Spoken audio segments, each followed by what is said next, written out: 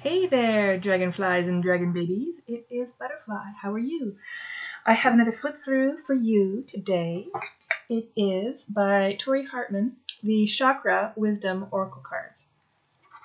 As always, I don't buy new cards. This one has been in my collection for about 2 years, if I recall correctly. I don't know. It gets really fuzzy with decks for me, but I know it's definitely not a recent purchase, so I've been using these for quite some time. This deck is lovely in a lot of ways, and in some ways I find a couple of challenges with them. So I'll just, everybody's got an opinion, and opinions are free, so everybody should have lots. So this is a lovely bouquet of color. Each chakra has 7 cards associated. Each card has its own fable associated with it, with a kind of like a lesson to learn or something to look at about, yourself or your place in life or where you are in your journey. So each card has a fable associated with it. And so she has them all kind of in order, and the last one, of course, is the crown. What else can I say? The reasons why I like working with these cards is that it allows me to really kind of visually associate something with each chakra, which quite often I'll have like some cards that have just the chakra, the symbol that goes with it, the color that goes with it, or I'll have like a crystal or that sort of thing. And so when I'm working at my, in my prayer space, and I'm working with my chakra or with my energy, however you want to say it, I quite like having like personified, like just visual sort of cues to work with them. So it gives me another sort of a visual to kind of focus on things. So that way I really like the deck. Some of the challenges I find with the deck is the writing. So I not only bought the deck, which comes with, a little book with a summary of the fables, a summary of the fable, not the fable itself. It comes with a brief description of the words of inspiration, personal inquiry, key ideas, keywords, and then a meditation on the bottom. So each card has a 1-page spread describing information about it. And then at the end, of course, you have like some suggestions for spreads and that sort of thing. I bought a secondary. This is a purchase that comes aside from, and I think she also now has a third book associated with it, but I bought the second book that comes with it, and that's a Chakra Wisdom Oracle toolkit, and it's 1 year. You go through it, 52 cards, so like one card for every week. If you're also curious, she has on her channel, if you look her up on her YouTube, she has 1 card that she talks about at length as a one card per week, so it takes her a year to go through the entire deck. So she's done that. That's available for you if you're interested in that. This toolkit is essentially a book that goes through 4 pages to elaborate with each card, with each fable. Here, you would get a picture, a full color picture, and every other page is, has a nice pastel color on it, so that's really lovely. So the pictures are a reduced size but it's a color image of the card. Here she'll give you a message for the week, and then she gives you like Tori's tips. Then she'll give you the actual fable, and then first impressions, set your intention for the week, and then she gives you something for each day of the week, and another meditation at the end. In the exercises, sometimes there are group exercises, so most of us, if I might say, don't really kind of work in groups when it comes to stuff like this, but it does give a nice option for some group work if you want to kind of get together once a week and work through the cards. And then, of course, you'd probably have to look at whether each person in the group has to, buy a whole set of the card and the toolkit, or if you're going to have one set of equipment for the entire group. I'm not exactly sure how you'd want to go about it. But there you go. There you have some group work if you like.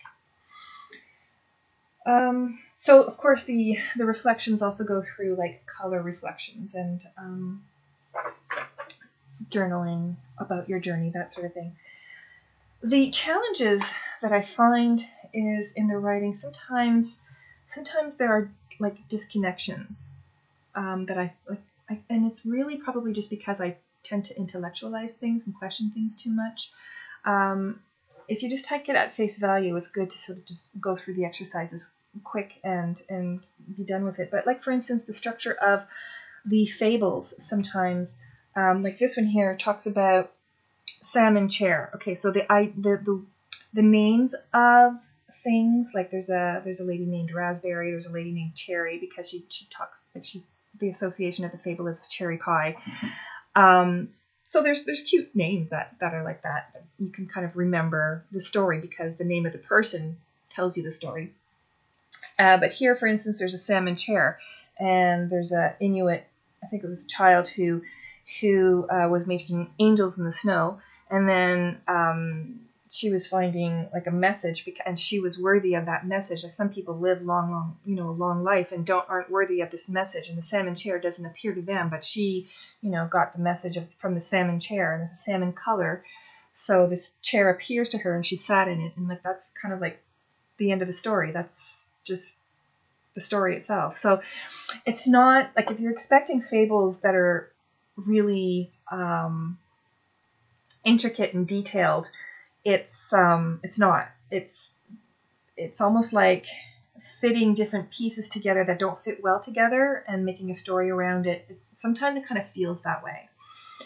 The cherry pie story is actually really cute because and I'm just paraphrasing, there's an actual, elaborate story about that. But the cherry pie there's this waitress who,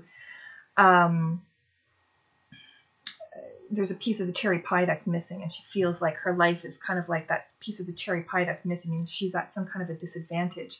But then I forget who comes to her and says, well, there's a circle, piece of cherry pie that's missing is because your life is shaped like a heart. And that's totally just a paraphrasing, which is really sweet, which is really, there's a nice twist to the stories. So they're cute. But don't expect like big elaborate stories that are, hugely meaningful. It's really getting to the core of what she wants to kind of get across as a message from the fable. So there's that. And at some point maybe I don't know if I'll make elaborate sort of analysis through exercises, and so I'm trying to kind of get through a quick and dirty flip through, and instead I'm kind of making an elaborate sort of analysis of the story. So, but sometimes I'm just kind of left with, like, for instance here, Soulmate, the rose without thorns. I was left with questions like, all he had to do was call her too needy, and then she'd be off the hook. And I'm like, why would he want to call her too needy? And why would she be off the hook? And then you kind of go through a lot of questionings and kind of figure, like, okay, that person is really in a very specific situation and looking at relationships in a kind of an unhealthy way. So you really have to be able to kind of go there, because if you're looking at the fable at face value, the psychological analysis behind it is not as evident as you may want to think. So you have to really dig a bit. Okay, so now at almost 9 minutes, we're going to go through the flip through. Oh, and the boxes, I really like the box. The box is a no nonsense. I like no nonsense boxes. The deck fits really well in there. It has a little ribbon to kind of pull it out from this drawer-like thing. And what I like very much about it is that it doesn't take up excessive room on my shelf, and it's solid, it's sturdy, so it's not going anywhere, and it'll last me for years. That's what I like. The back, here's the back of the card. So you're on a journey with various crystals, and they're all organized in order. Okay, so here we go.